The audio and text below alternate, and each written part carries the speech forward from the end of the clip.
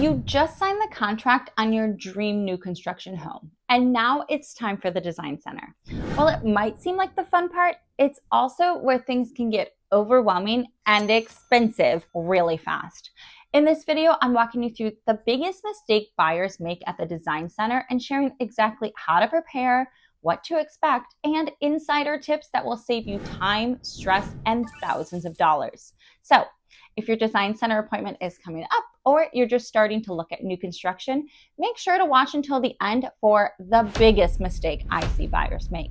The first and most costly mistake I see buyers make is not having a clear budget before they step foot in the design center. Here's the thing, you need to know your numbers before you fall in love with those gorgeous upgrades. Let me give you a rule of thumb. Your design center upgrades should not exceed 10 to 12% of your home purchase. Why? Well, there's two major reasons. First, if you go over this amount, you risk over upgrading for your neighborhood. And second, your home might not appraise, which means you'll have to cover that difference in cash. Let me break this down with a real example. If your home costs $500,000, you want to keep your design center upgrades between $50,000 and $60,000 maximum. Write this number down before you go in and stick to it no matter what beautiful options they show you. Okay, let's talk about mistake number 2, what I call the Pinterest trap.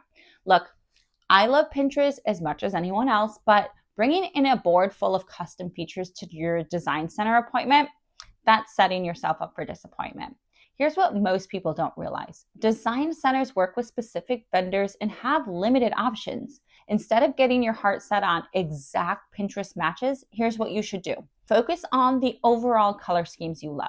Identify your general style. Are you modern or traditional, mid-century modern? Stay flexible with specific materials, and most importantly, wait to see what options are actually available before getting emotionally invested. Think of Pinterest as inspiration, not a shopping list. Trust me, this mindset shift will make your design center experience so much better. Mistake number 3 is one I see all of the time. Not taking advantage of online tools before your appointment. Most builders now have online design centers or catalogs, and skipping this pre-work is a huge mistake. Your actual design center appointment might only be 3 to 4 hours long. That's not a lot of time to make all your selections when you're seeing everything for the first time. So here's exactly what you need to do before your appointment. Log into the builder's design portal, look through every single option available, make a preliminary favorites list, write down any questions you have about specific upgrades, take screenshots or print out the options you're interested in. And I cannot stress this enough, doing this prep work will make your actual appointment so much smoother. You'll walk in with a plan instead of feeling overwhelmed by all of the choices. Mistake number 4 is thinking you only get one shot at the design center. Here's what you need to know. You can actually request a second appointment, and you absolutely should. Why is this so important? Well, think about it. During your first appointment, you're going to be excited, maybe a little overwhelmed, and making a lot of decisions rapid fire. By requesting a second appointment, you get to take some time to sleep on your decisions. You get a chance to review everything against your budget, an opportunity to catch things you might have missed, and most importantly, the ability to make adjustments with a clear head. So at the end of your first appointment, before you sign off on anything final, just say something like, hey, I'd like to schedule a follow-up appointment to review everything just one more time. Trust me, this extra step can save you from some expensive regrets. All right, let's talk about mistake number 5, what I call model home syndrome. You know what I'm talking about, falling head over heels for everything you see in the model home. And here's the reality check you need. Those gorgeous model homes you're touring, they often have over $100,000 in upgrades alone. That's not an exaggeration, folks. And here's the real kicker. Many of those stunning features you're falling in love with, they're not even available in the design center. Let me give you some examples. See those stunning faux wood beams on the ceiling? Not an option. That amazing accent wall? Just staging. That outdoor fireplace everyone loves? Probably a custom edition. So here's what you need to do before your appointment. Go back to the model home, bring a notebook, and ask the sales agent to walk you through exactly what's standard and what's an upgrade.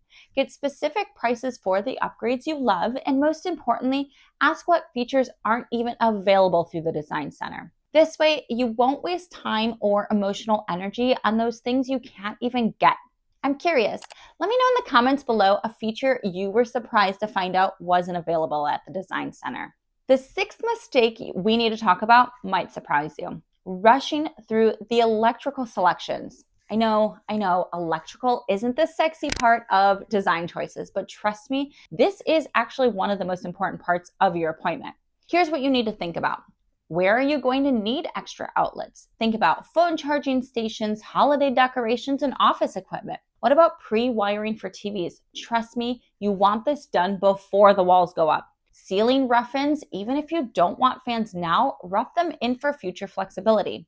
Outdoor lighting and outlets. Think about landscape lighting and holiday decorations. And don't forget about smart home features. So take your floor plan and walk through a typical day in your mind.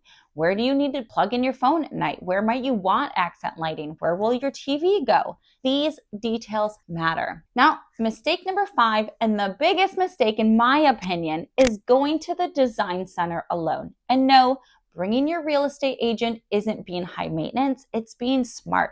Let me tell you exactly why you want your agent there. A good agent can help you identify which upgrades will actually add value to your home, tell you what you should do now versus what you can do later, share real examples from other clients who have been through this process, and maybe most importantly, help keep you focused on your budget when those gorgeous upgrades start calling your name. And a quick side note, I've actually created another video all about which upgrades you should do and which ones you should skip, and you can check it out right here. Bottom line, don't feel weird about asking your agent to come with you. This is literally what we're here for. There are so many costly mistakes that buyers make at the design center that can be avoided and help them save thousands. Preparation is absolutely key here. Take your time, do your homework, and don't be afraid to ask questions. If you want to chat more about buying new construction, go ahead and reach out or drop a comment below with any questions you have about the design center process. I read every comment and I'm happy to help. If you'd like to learn more about how to buy a new construction home, be sure to check out this video next.